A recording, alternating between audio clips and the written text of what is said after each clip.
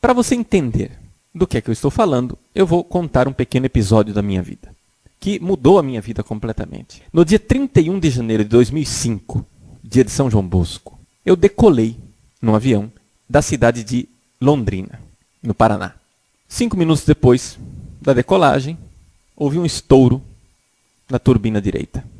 Saiu uma faísca, o clarão iluminou a cabine, era de madrugada, e lá estávamos nós, com medo de tudo aquilo que estava acontecendo. Alguns segundos depois, um segundo estouro. Pois bem, todo mundo ficou preocupadíssimo. Eu fiquei observando o que estava acontecendo com o avião.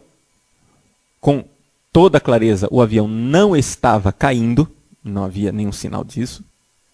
Não houve verdadeiramente uma explosão, houve só um estouro, um forte barulho com uma faísca. Então, eu fiquei atento para que, se o avião começasse a cair, dar absolvição geral para todo mundo, porque eu não queria ali aumentar o alarde e a preocupação das pessoas. Mas eu sabia muito bem que aquela absolvição valeria para todos os passageiros, mas não para mim. Então, o que é que eu fiz? Eu disse o meu ato de contrição. Pedi a Deus perdão dos meus pecados, aceitei de Deus a morte que Ele tinha reservado para mim e fiquei esperando. Foram, acho que, os 5 minutos mais longos da minha vida, enquanto não vinha notícia da cabine de comando. Enquanto isso, eu tive tempo de pensar. E pensei o seguinte: agora eu vou morrer. Eu vou me apresentar diante de Deus, com 13 anos de sacerdócio, que era o que eu tinha na época, agora eu tenho 18 anos de sacerdócio. E nosso Senhor vai perguntar: Padre Paulo, eu te dei o dom da oratória, o dom da pregação, e o que é que você fez com ele? Você simplesmente, covardemente, se escondeu diplomaticamente. Por quê? Porque o que estava no meu coração naquela época era que eu devia ser diplomático, cuidadoso, porque se eu não fosse diplomático e cuidadoso, quem sabe eu não seria bispo? Quem sabe não faria carreira na igreja? Quem sabe eu não ia para frente? Mas agora Deus estava pedindo contas da minha vida. Ou seja, eu ia morrer sem ser bispo. Eu ia morrer sem ser importante na igreja. E, no entanto, ia me apresentar diante do juiz. E Deus iria pedir contas do meu silêncio. Porque eu havia me comportado como um cão mudo. Eu havia me comportado como um cão que deveria ladrar diante da presença do intruso, do ladrão, do lobo, assassino que se aproxima, mas tinha ficado quietinho, diplomaticamente, para não ferir as suscetibilidades, para não dizer nada de politicamente incorreto, etc. e tal. Dali para frente, eu vi que não adiantava essa diplomacia. Dali para frente, Deus me salvou daquele acidente aéreo e eu comecei a viver sabendo que minha vida, dali para frente, não me pertencia mais. Já não me pertencia antes, mas agora muito menos. Que Deus estava prorrogando a minha vida. Que minha vida tinha terminado no dia 31 de janeiro de 2005. E que eu estava vivendo um tempo supletivo que Deus havia prorrogado. Deus estava dando um tempo complementar. Mas que eu, na verdade, já estava morto. Foi aí que eu comecei a aprender realmente o que é o temor de Deus. O temor de Deus é o princípio do saber, diz a Sagrada Escritura. Significa que nós precisamos querer agradar a Deus e não agradar aos homens.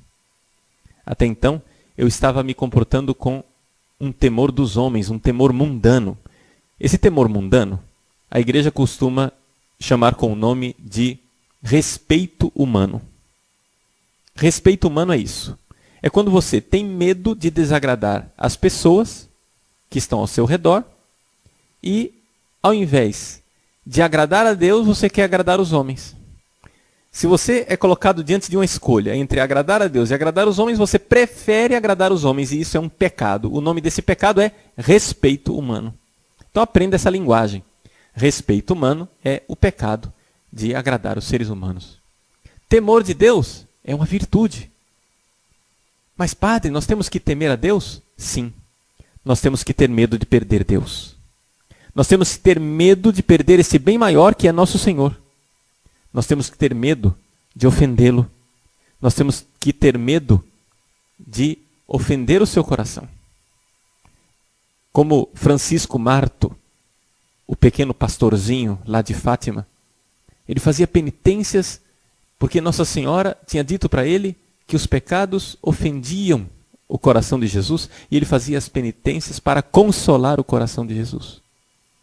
Nós precisamos ter essa sensibilidade de querer agradar a Deus, de consolar o coração de Jesus, de querer verdadeiramente os céus e temer perder a Deus eternamente. Pois bem, é este temor de Deus que está faltando para a liderança católica no Brasil. Eu fico abismado de ver tantos bispos e padres, homens que foram colocados por Deus para orientar as ovelhas, bispos e padres com medo de dizer a verdade porque irão desagradar os homens. Ora, ao fazer isto, o que é que está acontecendo com a liderança católica? O que está acontecendo é que entramos numa dinâmica revolucionária. Como é a ética revolucionária? Como é a ética desse pessoal ateu revolucionário? A ética deles é a seguinte: eles não têm temor de Deus, porque para eles Deus não existe. A única coisa que eles temem é sair feio na foto. Eles temem que as pessoas pensem mal deles. O princípio da ética desses revolucionários ateus é a estética. Ou seja, eles não precisam fazer o bem ou fazer o mal. O que eles precisam é sair bem nas aparências. Eles precisam que as pessoas realmente considerem, amem e louvem tudo aquilo que eles fazem, porque eles são sempre corretos, eles estão sempre justos. Nunca fazem nada de errado. Essa é a ética dos ateus. Por quê? Porque eles sabem que não serão julgados por Deus. Para eles, eles serão julgados pela história. Eles não têm medo do inferno, porque para eles o inferno não existe. Eles têm medo da lata de lixo da história. Eles não querem entrar para a história com a má fama. Agora, o caso é o seguinte, meus irmãos, que nós cristãos cremos que esse mundo não termina aqui.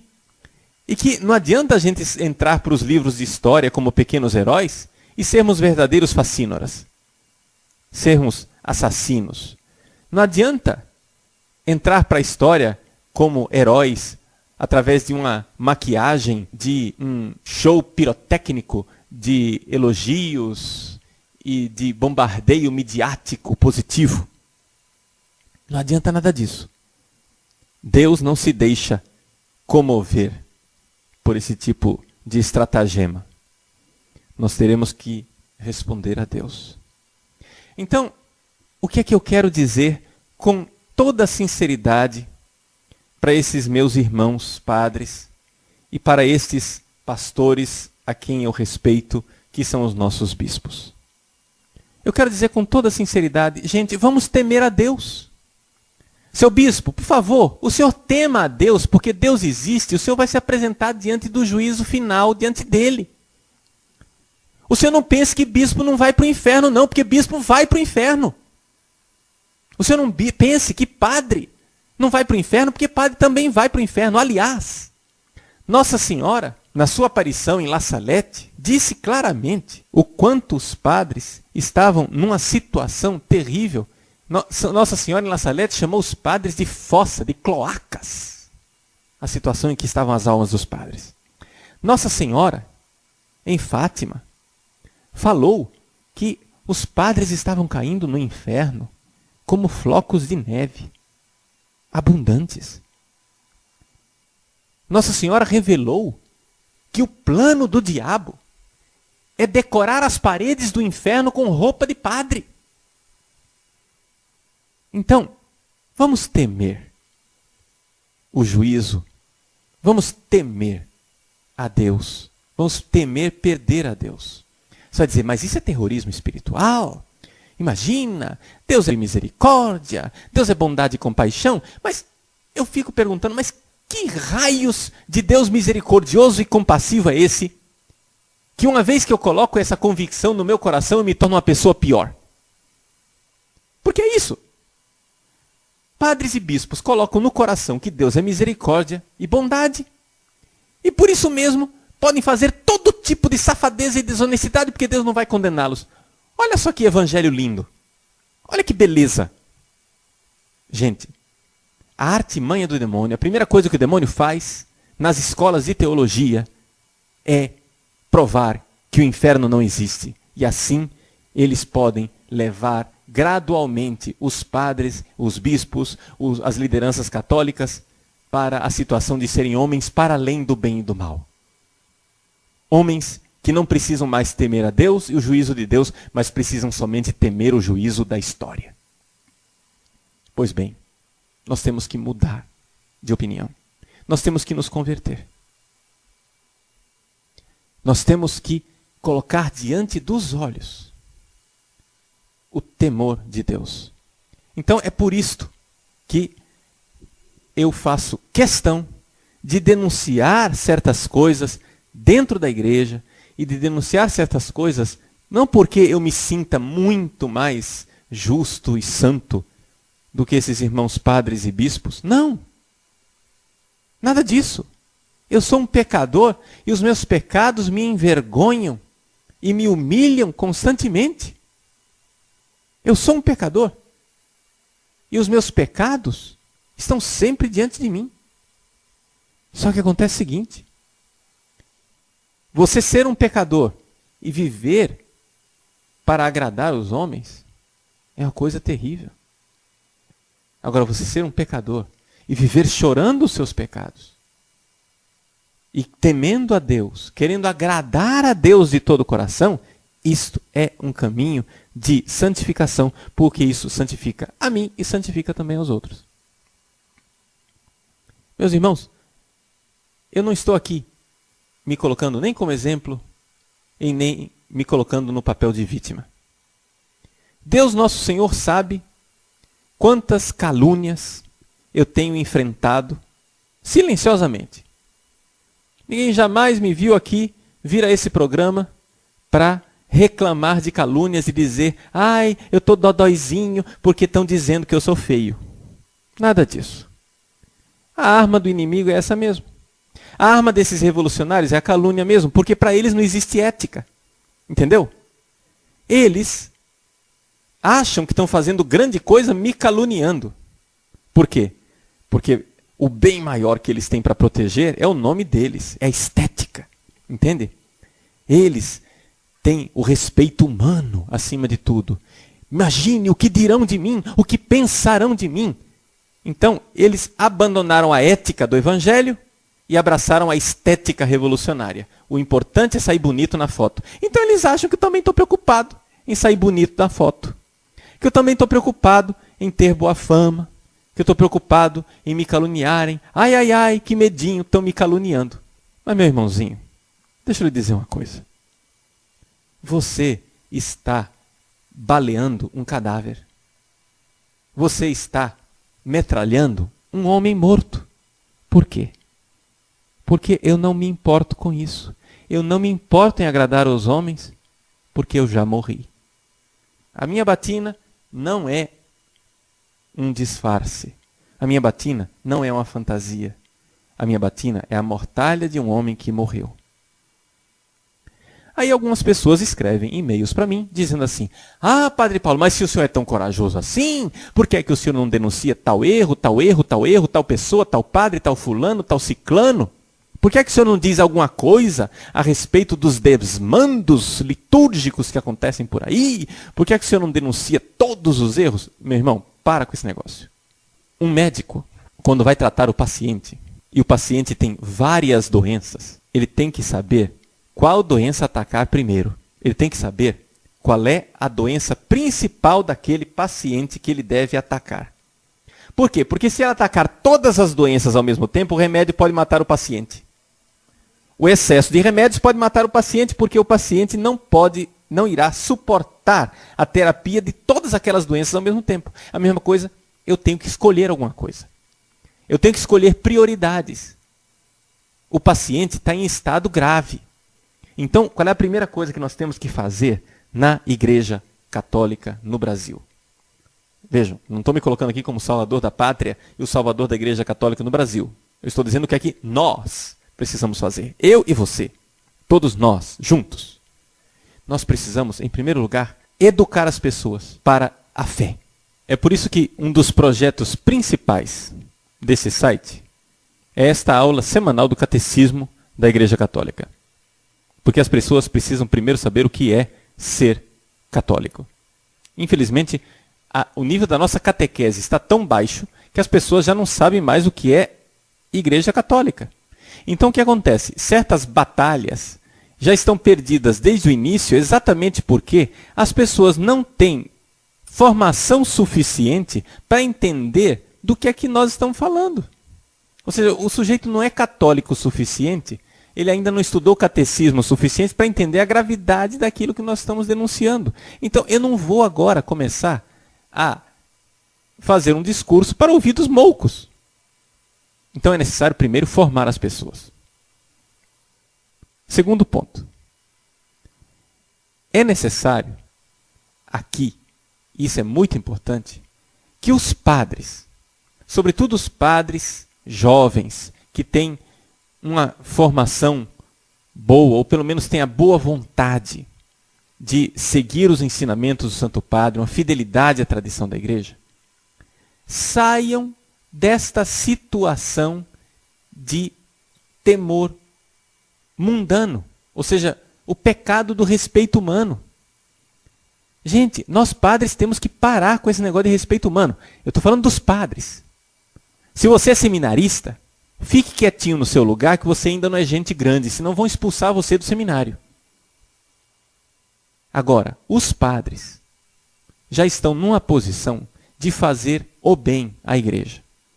E fazer o bem pagando com as suas carreiras, pagando com o seu nome. Porque, é claro, é evidente que o pessoal revolucionário vai usar a única arma que eles têm. A arma que eles têm é esta arma da calúnia.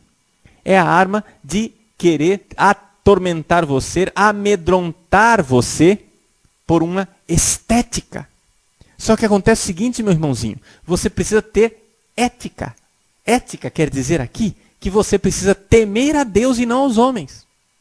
Temer a Deus e agradar a nosso Senhor Jesus Cristo, ao invés de ficar sentando na mesa e tomando chazinho com o diabo. Vejam, nós temos que aqui distinguir muito claramente que se nós amamos o bem, se nós amamos aquilo que é de Deus e é bom, nós precisamos ter um ódio imenso contra o mal e o pecado. Não contra os pecadores, mas contra o pecado. Se algumas vezes nós precisarmos xingar alguns desses pecadores, será por amor que nós iremos xingá-los, para que eles se acordem e vejam que estão indo para o precipício. Então é por isso, saia dessa posição covarde. A coisa que mais se ouve na boca de padre e de bispo hoje em dia é: ah, mas eu não quero me queimar. Pois bem, você prefere não se queimar aqui nesse mundo, né? Mas eu acho que tem um outro fogo que arde eternamente. Ou você já não acredita mais nesse fogo? Então você deixou de ser católico, né? Acho que é bom voltar atrás. É bom voltar à fé dos nossos pais. E crer. Crer verdadeiramente que nós, padres, somos capazes de ofender a Deus com os nossos pecados. Vejam, eu não sou melhor do que ninguém. Não estou aqui me colocando na posição de melhor do que ninguém. Eu sou um padre pecador. Mas uma coisa é ser um pecador que chora os próprios pecados. Outra coisa é querer ser um pecador que quer ser elogiado até mesmo pelos seus pecados. Porque essa é a mentalidade revolucionária. O revolucionário quer que você ache lindo até o pecado dele. Essa é a mentalidade revolucionária. A gente vê isso em alguns dos nossos políticos aí, importantes. Eles têm um índice de popularidade altíssimo. E, no entanto, não se contentam com isso. A mínima crítica que aparece no rádio ou na televisão, eles já se sentem ofendidos mortalmente. Por quê? Porque eles querem ser elogiados até mesmo nos seus pecados. Até mesmo nos seus defeitos. Isso é típico da mentalidade revolucionária, que transformou a ética em estética. Ou seja, o temor de Deus em temor mundano, em respeito humano servil.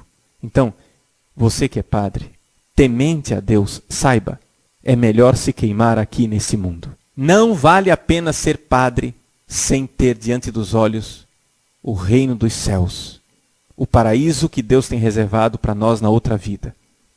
Se esquecer disso é se esquecer de tudo. Nós não podemos nos vender para agradar aos homens. Diante da situação de eleição que nós estamos vivendo agora, vergonhosamente, ver padres e bispos vivendo essa história da desconversa. Faz uma notazinha pública sem denunciar os lobos que estão devorando e estraçalhando o rebanho. Alguns porque têm compromisso direto com esses lobos. Outros simplesmente porque estão com medo de se queimar, medo de represália, rabo preso. Pois bem, é necessário que nós nos convertamos. É necessário conversão. Não estou aqui pregando um suicídio coletivo. Não estou dizendo aqui que nós tenhamos que ser imprudentes. Só que uma coisa é a prudência, meus irmãos. Outra coisa é a negligência. O excesso de prudência causa um vício chamado negligência. Porque você, querendo se safar, termina não agindo. Sejamos não cães mudos, mas pastores zelosos que estão dispostos a dar a vida pelas ovelhas. Sem a imprudência do suicídio, mas ao mesmo tempo com a coragem dos mártires.